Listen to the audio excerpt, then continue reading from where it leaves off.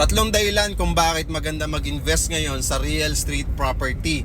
Okay? Number 1, nalalabanan nito yung inflation rate. Okay? Kung meron kang pera ngayon, tapos in-invest mo sa real estate, okay? Nalalabanan nito yung inflation rate, yung pagbaba ng value ng pera mo. Okay? Kung 1 million yung pera mo ngayon, tapos binili mo ng property, sample lang, next 5 years, hindi na 1 million yon. Pero kapag in-invest mo sa real estate, yung 1 million mo, tendency, tumaas yung value in 5 years. Okay? Yung in-invest mong property. So next, pangalawa, na-inspire tayo lalo magtrabaho, magnegosyo. Okay? Kapag meron tayong property na kinukuha. Sa totoo lang, no, based din sa mga kwento ng mga clients natin na kumukuha na marami ng units na kinuha or bahay, okay? Na-addict daw sila sa investment pagdating sa property.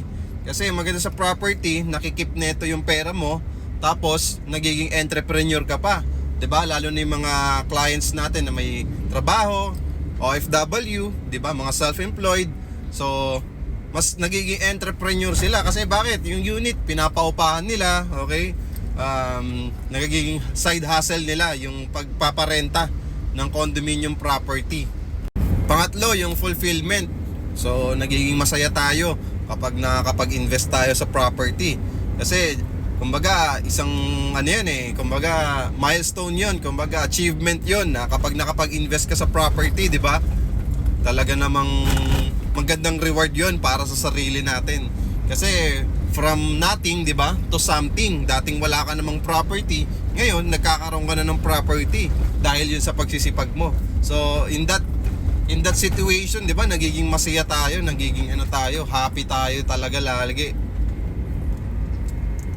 Kaya maganda talaga mag-invest sa property. So kung naghahanap ka ng property investment na 10,000 to 25,000 cash out only lang yung ilalabas mo, no spot down payment pa, no hidden charges pa yan, ha. Okay, 2 bedroom unit pa, ready for occupancy na.